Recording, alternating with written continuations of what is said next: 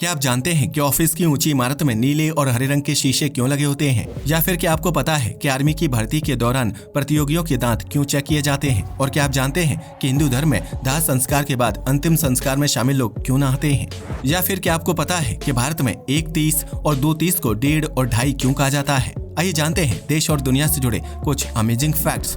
Fact number 1, Hindu धर्म में जब किसी व्यक्ति की मृत्यु होती है तो दाह संस्कार के बाद सभी लोग स्नान करते हैं। लेकिन क्या आप जानते हैं कि अंतिम संस्कार के बाद लोग नहाते क्यों हैं? अगर नहीं तो हम आपको बता दें कि स्नान करने से नकारात्मक ऊर्जा दूर हो जाती है। दरअसल शमशान घाट में रोजाना कई शव जलाए जाते हैं, जिसकी वजह से वहां नकारात्मक ऊर्जा और आत्माओं का वास होता है। ऐसे में शमशान घाट में मौजूद लोगों के मनोबल को हानि से बचाने के लिए स्नान करने की परंपरा का पालन किया जाता है, ताकि स्नान करने के बाद उन्हें सकारात्मक ऊर्जा का एहसास हो सके और नकारात्मक ऊर्जा पानी के साथ बह जाए। वहीं अगर इस परंपरा के पीछे वैज्ञानिक वजह की बात करें तो दाह संस्कार के बाद नहाने से कई प्रकार की बीमारियों और बैक्टीरिया की चपेट में आने से बचा जा सकता है। असल में इंसान की मृत्यु के बाद शव से कई प्रकार के बैक्टीरिया और गैसें रिलीज होती हैं, लिहाजा उनकी चपेट में आने से अन्य लोग बीमार पड़ सकते हैं और इस वजह से दाह संस्कार के बाद नहाने का नियम बनाया गया है।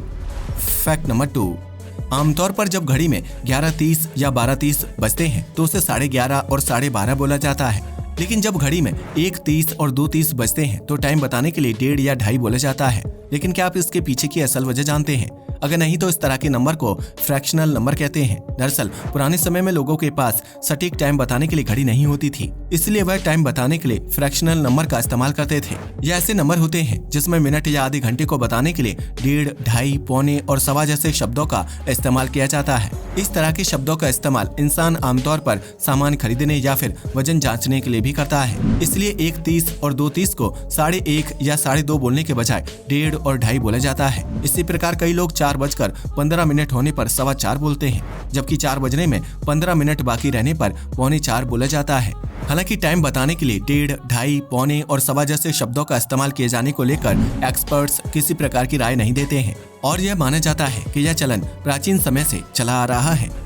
फैक्ट नंबर 3, आर्मी में भर्ती होने का सपना देखने वाले कई युवकों को इस बात की जानकारी नहीं होती है कि उनके दांतों का स्वस्थ होना बेहद जरूरी है, क्योंकि भर्ती के दौरान दांतों का चेकअप किया जाता है। अगर भर्ती में आए प्रतिभागियों के दांत खराब होते हैं या फिर नकली होते हैं तो उन्हें सेना में भर्ती करने योग्य नहीं माना जाता है। मनुष्य के मुंह में इंसाइजर्स, कैनाइन्स, प्रीमोलर्स और मोलर्स नामक 4 तरह के दांत पाए जाते हैं, जिसमें से इंसाइजर्स का इस्तेमाल भोजन काटने और चबाने के लिए किया जाता है। आर्मी में भर्ती के दौरान सभी लोगों के दांतों की जांच की जाती है और उन्हें नंबर दिए जाते हैं, जबकि प्रतिभागी को 24 में से 14 डेंटल पॉइंट हासिल करना अनिवार्य होता है। आर्मी में स्वस्थ और असल दांतों को अहमियत इसलिए दी जाती है क्योंकि सेना के जवानों को मुश्किल हालातों में रहते हुए अलग अलग प्रकार का भोजन खाना पड़ता है।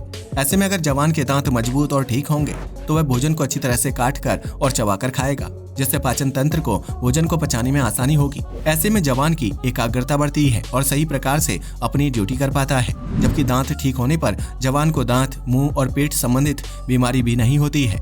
वहीं अगर सेना के जवान के दांत ठीक नहीं होंगे तो वह ना तो अच्छी तरह से खाना खा पाएगा और ना ही सही से ड्यूटी कर पाएगा। इसका असर सेना के मिशन पर पड़ सकता है, जबकि रिमोट एरिया में सैनिक को मेडिकल हेल्प मुहैया करवाने में भी दिक्कत हो सकती है। फैक्ट नंबर 4, किसी भी ऑफिस की बहुमंजिला इमारत में बाहर की तरफ से नीले या हरे रंग के शीशे लगे होते हैं। लेकिन क्या आप इसके पीछे की असल वजह जानते हैं? दरअसल इस रंग के शीशे सूर्य की गर्मी और हीट को रिफ्लेक्ट करने का काम करते हैं, जिसकी वजह से इमारत ज्यादा गर्म नहीं होती है।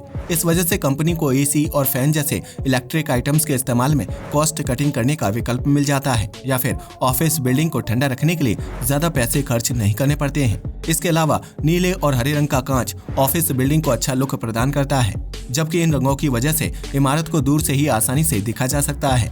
हरे और नीले रंग के कांच वाली बिल्डिंग में ऑफिस का नाम डिस्प्ले करना भी आसान होता है, जबकि इस रंग के शीशों पर आसानी से धूल मिट्टी नहीं दिखाई देती है और इससे कांच को रोजाना साफ करने की जरूरत नहीं होती है। आज के लिए बस इतना ही। वीडियो पसंद आया हो तो इसे लाइक और शेयर करें। धन्यवाद।